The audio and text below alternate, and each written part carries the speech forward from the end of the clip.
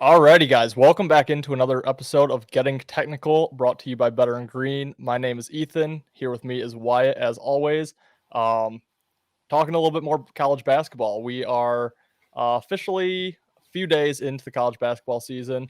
Not a ton has happened so far, other than my Michigan State Spartans getting upset game one. I was there, not fun. But yeah, we're going to talk about Friday night's marquee matchup, Arizona versus Duke. It is hard to handicap college basketball this early in the season, as you're not playing conference foes. A lot of your early games are against nobodies. But yeah, today we're going to try talking a little bit about Arizona, 12th ranked, against Duke, number 2 in the country. So, Wyatt, how you doing today? I'm good, man. I'm good. First week of college basketball, almost under our belts. It's been tough. There's a lot of games. There's a lot of games. So we record on Thursdays. So if you're looking at Thursday's slate yesterday, I think there's no joke 75 games. And if you're even, I don't know, hats off to you if you're really trying to dive in and bet all these, because it's very hard right now. But I am excited to talk about the one ranked matchup. Arizona number 12, Duke number 2. That's a game I think we could really get into and find some value in that. Are we gonna find value in Northwestern State versus Tulane? Probably not, but yeah, again, there's people out there that have value and time to invest that, and unfortunately, we just love college football and NFL too much to really get into these non-Power 5 games. But as soon as the season progresses, which I'm very excited to do, by the way, as soon as it progresses and college football is done, NFL starts to dwindle down, we will really kick it off and get into these college basketball plays. So I'm really excited for that. But I am pretty excited to see how these two ranked teams do tomorrow or tonight. Yeah, I'm looking forward to this game. Yeah, like you said, as the season goes on, it's going to be easier and easier to talk about some games. We're going to have bigger games to talk about. Right now, it's kind of sparse. So, yeah, we are going to talk about this Duke game quick, and then we're just going to quickly touch on some betting strategies for a couple of games on Friday night that we're looking at. And that'll be it for the show. But I'll let you get started on Arizona versus Duke. Yeah, so I'm kind of high on both these teams, not going to lie. I've already won a bet on Arizona this year. I took them their first game against Morgan State. I actually took them on the spread and their team total over. Arizona's minus 31. Their team total was 92.5. They won 112 or 122 to 59. So they won by, what is that, 73 points. Or 63 points. Yeah, so that 2-0 on Arizona. So I'm doing pretty well. I kind of like this team, not going to lie. I didn't realize until I was watching. They have Caleb Love from North Carolina. He was supposed to go to my Wolverines. Couldn't go there for some sort of academic reason. They have 3 other guards that are phenomenal. I think obviously, they scored 122 points. Everyone kind of has to score if you're going to do that in college basketball. But all their guards, I think, are scorers, shooters as well. And then they have Ballo, or however you pronounce his last name, a big 7-footer, huge guy, almost Joel Embiid-like body. If you remember him in the March Madness last year, he was a big body, hard to defend. So really like this Arizona team. Then you go over to Duke. Duke beat Dartmouth, a much tougher opponent, in my opinion, than Morgan State. Dartmouth is in the Ivy League. I'm not sure how they rank in the Ivy League, but Ivy League is better than wherever the hell Morgan State is. Duke won 92 to 54. Biggest story is Duke's big guy, Filipowski, 6'10", massive white dude, skinny, lanky, can shoot. Just a great player. He's going to be a good NBA player, I think. So he's their big piece, and they got a bunch of other little guards. They also have another big man, also 6'10", that splits time with Filipowski. So they definitely have the bodies to handle Ballo, but I just think Arizona has more playmakers in this game. So if we're just going to get quickly to the spread, I honestly think Arizona wins this game outright in where do they play? In Duke, whatever their stadium's called. And I like the over 152.5. I don't think anyone can stop Arizona right now. Obviously it's been one game, but I think they might score upwards of 90 points in this. So kind of leaning Arizona, and I love the over. Yeah, I lean the under in this game. I think 2 powerhouse teams. We see a bigger defensive effort from both, but I'm going to lean with you on Arizona here. Really, I'm just going to take the points early in the season. Tough to really get a great feel for this. But like you said, Arizona does have some good guards that I think can cause issues for Duke defensively. Ballo and Filipowski, that should be a good matchup all game. Filipowski's going to probably get, he's going to get a lot of points. I might look at his prop for points over. But yeah, main reason here is Arizona. I'm a spot better in really every sport. Like I said, Morgan State, they just blew the doors off of them. And then they have Southern U. Not sure who, where, how, what team that is on deck. Duke has my Michigan State Spartans on deck. And even though Coach K is no longer there, obviously the Coach K Izzo rivalry, there still is quite a big Duke Michigan State rivalry. So I think they're could get caught looking ahead. All that being said, I hope Duke just blows the doors off of Arizona, comes into Michigan State a little bit cocky, and maybe Michigan State can catch them. But yeah, I'm going to lean Arizona here. I think Arizona has too many key pieces on that team for Duke to handle. Wouldn't be shocked if Arizona won outright.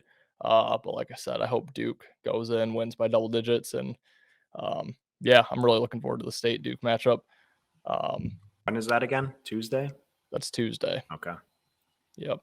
So, yeah, well, that is really it for marquee games. Like we said, it's a lot of non-conference, a lot of bad matchups early. However, there's one betting strategy that we'll just quick talk on, and that's really just taking what we call the trap line, or kind of that ugly line that doesn't make any sense. We do have 2 games tomorrow night fitting that mold, or kind of 3. We have unranked Ohio State laying 1.5 points at home to 15th ranked Texas A&M. And we also have unranked BYU at home as a 3-point favorite to 17th San Diego State, coming off their national championship run, or their national championship runner-up run. So, yeah, do you have much to say about kind of the way you look at those games? Yeah, so we always look at the trap games, and there are some trap games in college football. If you watch our Power Five show, the first 2 games we talked about, I thought the lines were a little off. I don't think they're off enough to be a trap, but traps are in every sport: NFL, college football, NBA. They're most, in my experience, they're most profitable in college basketball. And when you see this team go that has no business being a 3 to 5 to 8 point favorite, you take them all the time. Like the home field advantage or the home court advantage in college basketball is nuts. So I don't know what it is, but whenever you see a line like that, especially you can get it a lot with a ranked team, because me and you both talk about it almost on every single show. If a public bettor, not a super experienced bettor, is going to see you can get a ranked team at plus money against an unranked team, they're automatically going to bet that. And you just got to know that line is there for a reason. It's not budging, because there's some big boy bettors that are betting $10,000 on this game while you're betting $5 on your ranked team to win. So just remember that the lines are always there for a reason. Even if they don't make sense, they make sense to Vegas. So kind of put some trust in Vegas. I know that's tough to do, but this is where you can do it the most. And I think that's in college basketball. So yeah, I didn't even see those games yet. So thank you for bringing those ones up. I'll definitely probably throw some money on them, because again, it's strategy that again, we haven't came up with this. This has been around for a while, but these weird games, weird lines are very abundant in college basketball. So yeah, don't forget about that strategy. And hopefully, like, I tried to keep track of it last year, and I think I went up a decent amount of units. Obviously the tournament kind of screws everything up, but pre-tournament, it's fun to mess around with. Yeah, so I think this is going to be a really profitable strategy to bet throughout the year. I do think it gets stronger come mid-January, where you start getting those conference games. You get the conference home court advantage against familiar foes that these teams are familiar with. Also, last year, like you said, you tried keeping up with it and tracking it. I did as well. I believe I went at 1.20-2 Yeah. betting this angle. So again, I think that was during February. So it was all those conference matchups, but it was a pretty good angle to look at last year. So really looking forward to continuing to bet that in college basketball this year. Yeah, and again, I recommend making, as you said, we both were tracking it. There's a couple different apps and stuff you can use, but it's kind of fun to just track all these bets, and I just kind of label them as trap bets, and you just kind of keep track of your record.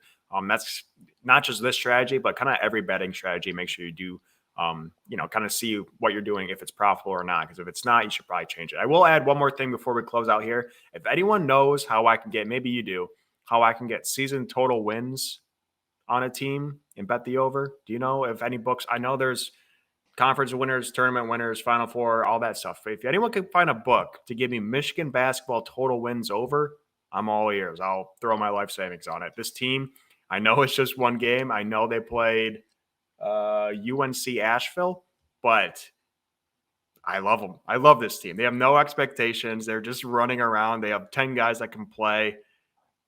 This is also way too early talk. I get too confident on my team playing in no one, but UNC Asheville did make it to the tournament last year, but love them to death. And so if anyone, good. I know, I think they're projected 11th out of 14 teams for the Big Ten. So what's that win total? 12, 15? Yeah. I think they might get, I don't know. They should get 17, 18. So if anyone knows where I could find that line, let me know in the comments because I will hammer that.